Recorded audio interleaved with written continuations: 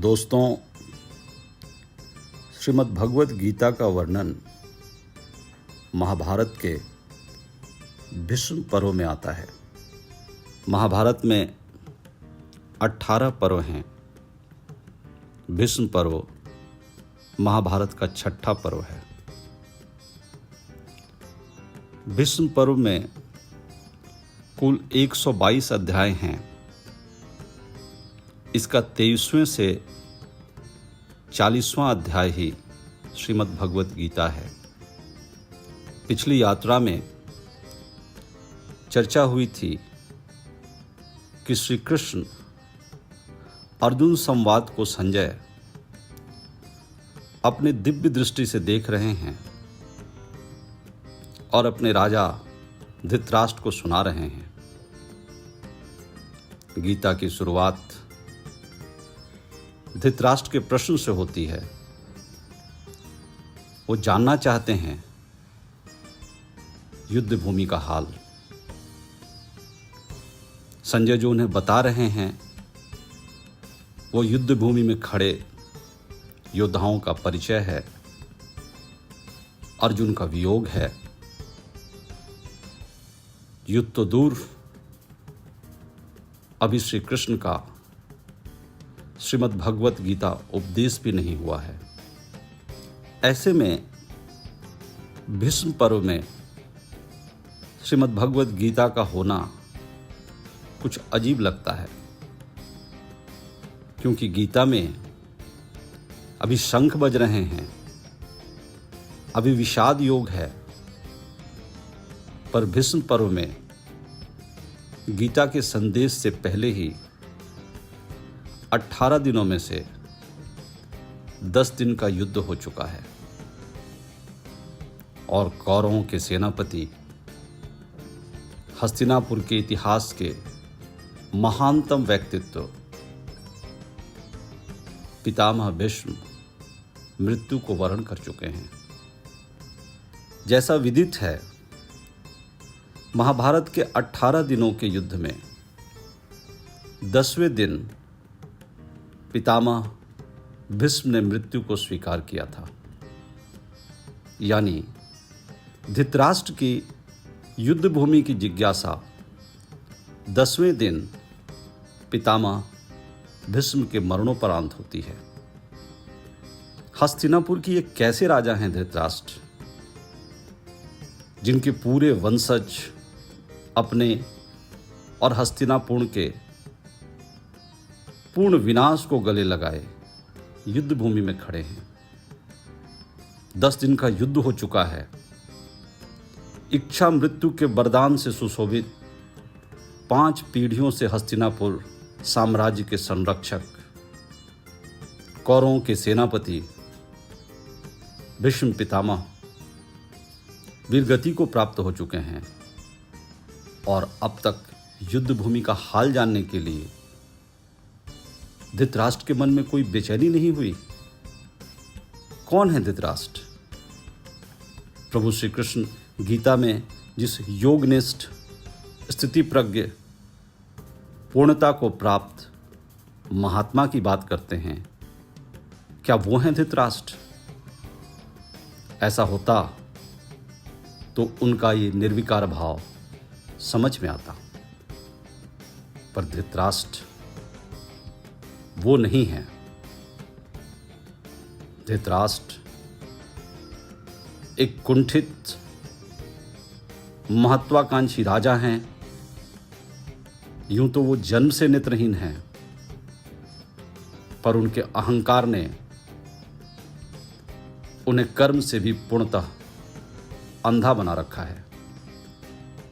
दोस्तों, आपने देखा होगा ऐसे तमाम उदाहरण आपके आसपास होंगे,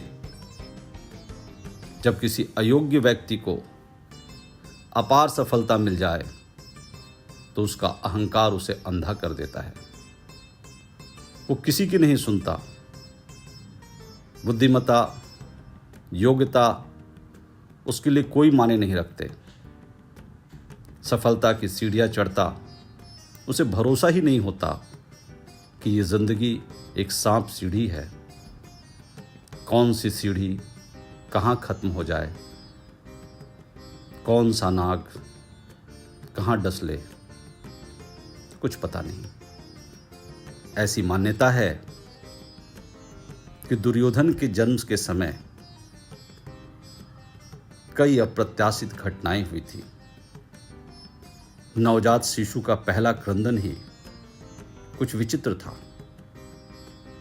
और उसके साथ ही अचानक सियालों और श्वानों ने भी रोना शुरू कर दिया था।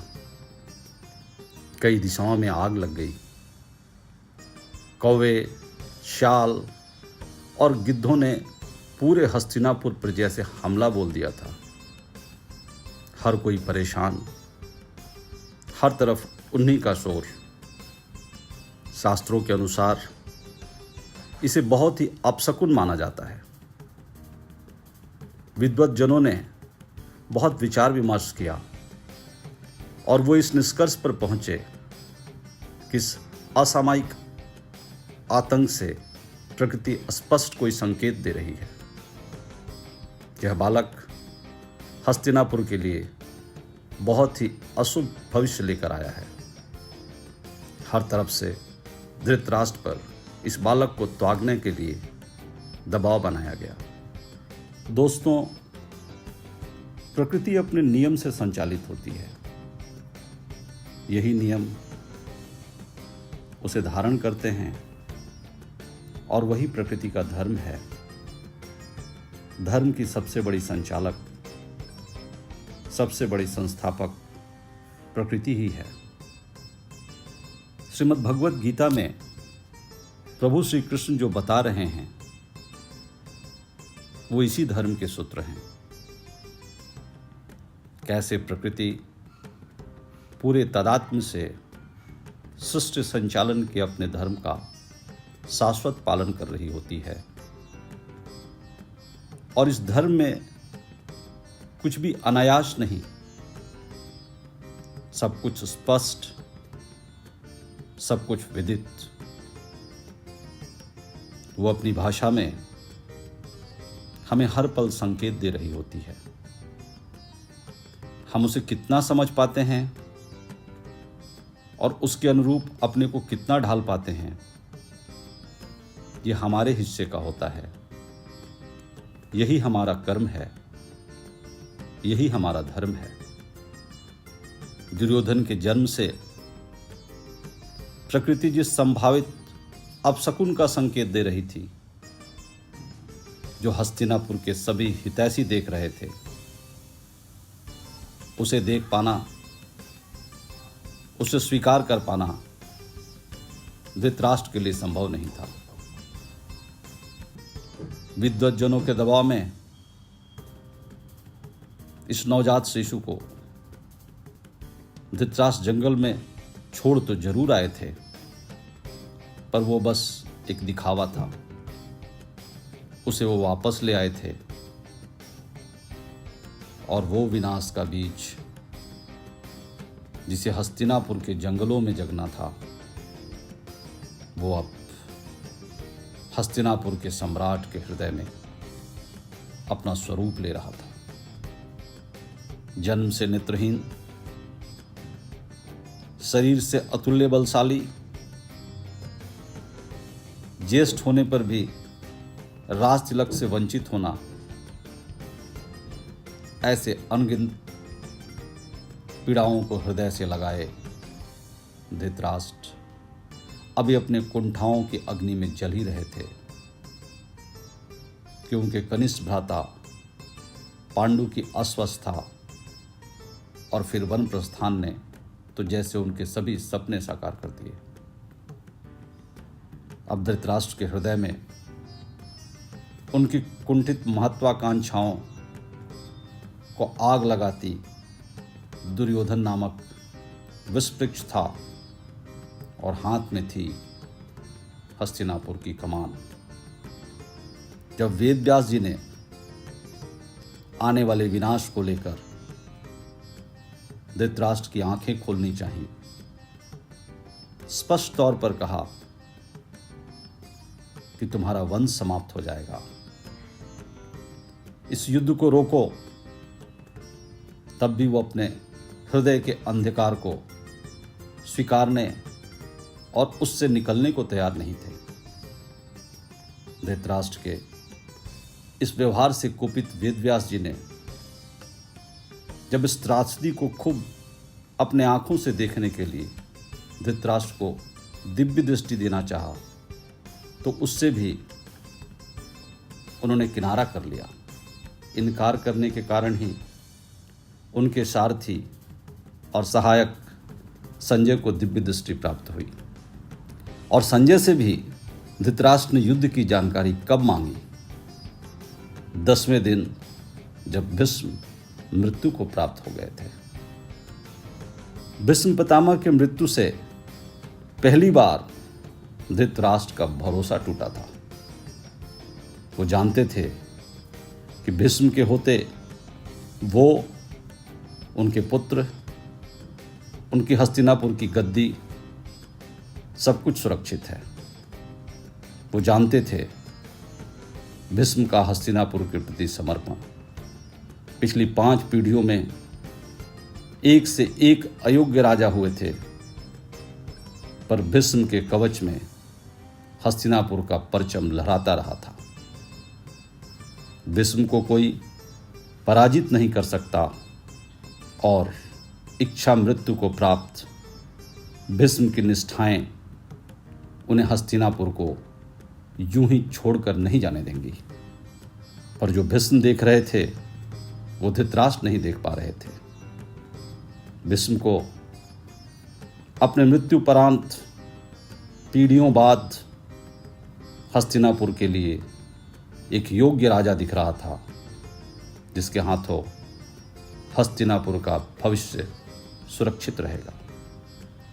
पर धृतराष्ट्र के आगे नाच रही थी वो सारी भविष्यवाणियां। अपने कुल के समूल विनाश की आशंकाएं, पर अब भी वो सच को स्वीकारने के लिए तैयार नहीं थे।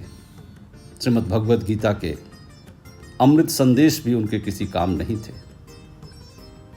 भगवद गीता के आखिरी श्लोक में संजय का यह साफ साफ कह डालना कि विजय वही है जहां श्री कृष्ण और अर्जुन हैं, धृतराष्ट्र को नहीं हिला पाए।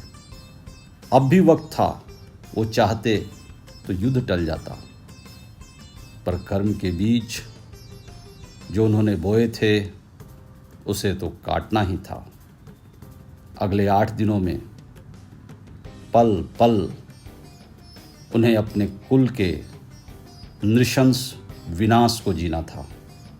यही थी श्रीमद् भगवद गीता की प्रथम अध्याय विषाद योग में धृतराष्ट्र की पीड़ा। आज का विराम यहीं लेते हैं। अगली यात्रा पर समझेंगे अर्जुन का विषाद।